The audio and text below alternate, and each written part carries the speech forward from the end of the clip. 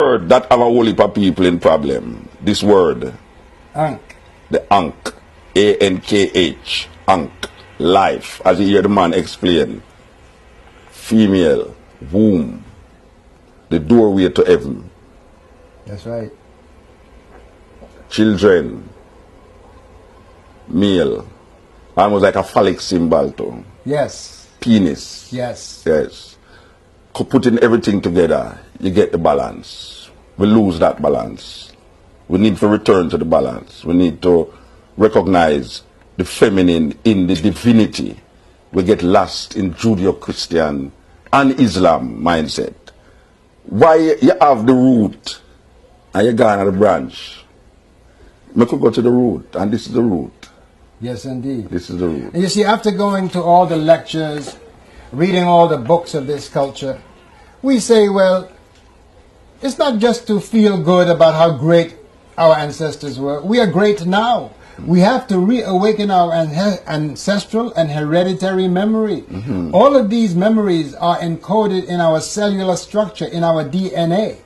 And if we truly desire to resurrect these concepts, all we have to do is live it. Yeah. Enough of the speeches, enough of the books. Let's begin to apply the principles that we have found to be true right now in our lives. Let us reclaim Ma'at again. Let us be righteous to each other. There's too much crime among us. Mm-hmm. We are in disobedience to our own standards as people of African ascent. Because we do not know. They will not teach us about Ma'at in the school. Oh, they will show you the pyramids and the mask, the golden mask of King Tut. But they don't even tell you it's African neither. Of course not. Because, of course, they say Egypt is not in Africa. But last time I looked, it was still there on the continent. They say now it's in the so-called Middle East. What's the middle of what?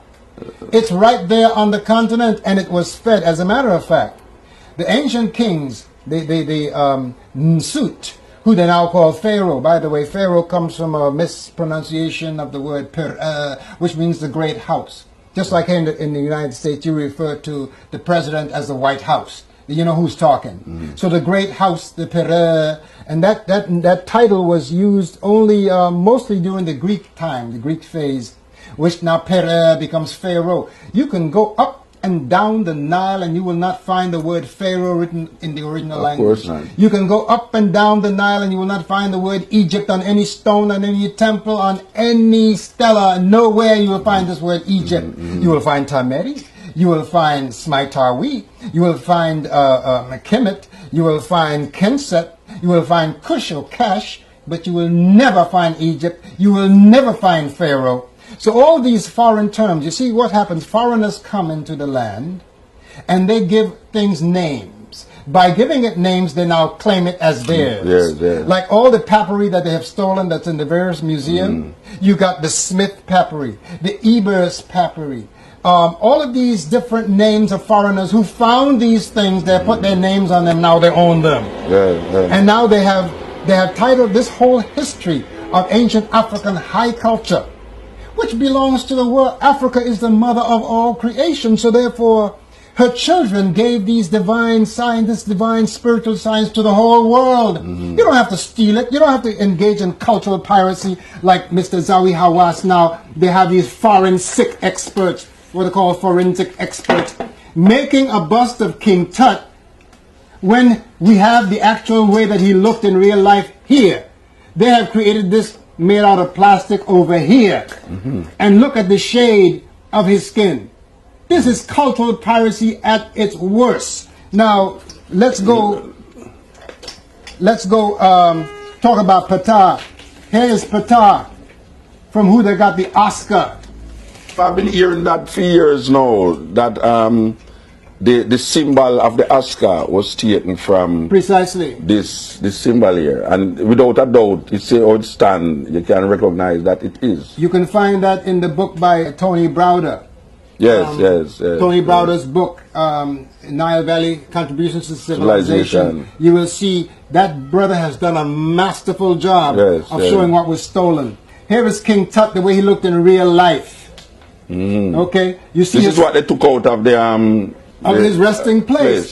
This bust and this one here was done by people who were alive at the time who made these images of the boy. Now here these forensic experts come with this to try to steal the glory of the ancient African culture from the African people. Well, they always do that still. But it's a shame because, you see, they keep us in ignorance so we can fill up their jails. Because if we're not inspired to have knowledge of who we were, then we will always believe the lies that tell us about ourselves, so much that we have this self-hatred now we're bleaching our skin. You see in Africa, women are walking around with pink hands and pink face, and the rest of their body is dark brown and black. By the way, I don't like that word black, you know. Because the word black has the term lack inside of it. I brown, because in brown you have own, O-W-N.